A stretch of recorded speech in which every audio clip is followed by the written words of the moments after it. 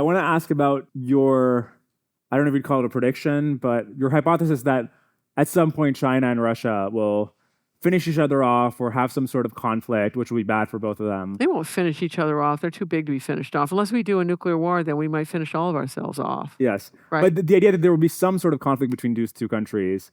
And I agree with the idea that, look, China has a lot of people and a lot of wealth. Russia has a lot of water and it has a lot of resources. So these are sort of complementary resources. They both have things that the other party has. And so then the question is, will they attain these things through war or through trade?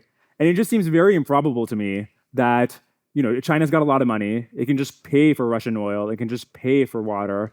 Why would it invade a nuclear-armed nation? Oh, I never said it would do that. It's a question of if Putin feels that his back is up against the wall, it's what price. Like, we don't really know the terms of their trade on what are the real energy prices that China's paying for all of this. I don't know.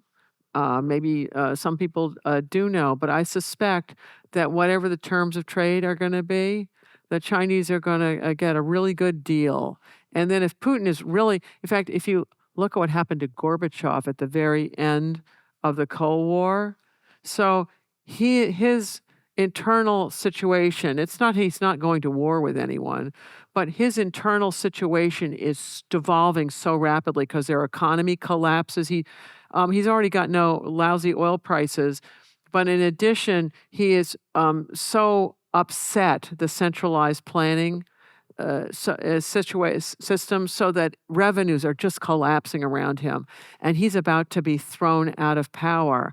And so he is desperate for the kind of loans that the Germans in particular are willing to give him in order to get not only Germany reunited, but West Germany stays in NATO. Oh, and the next thing is East Germany is going to be in NATO too, and then NATO can have whoever. Those things are trades he never would have made, ever. But he's so desperate. So in that case, the West likes to pay people. So instead of paying him a low price, the West is paying him a high price to back off. In China, I suspect it'll be the opposite. Is that they pay him less and less for whatever it is he wants.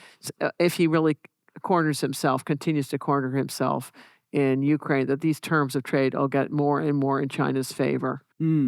I guess, does that look like the bromance ending, right? So North Korea is increasingly, or has been for decades, in a very desperate position where... That's quite a bromance. Well, but like... if that's how you wind up. There's no risk of North Korea and China going to a war. I mean, North Korea relies heavily on China. Yeah, it's not draining China in any way. Oh, it's the other way around. That's what Russia's future may be. And, apparently, certain Russians, when Putin had invaded the big way in Ukraine, said, oh my God, that's our future. It's North Korea. That's where we're headed.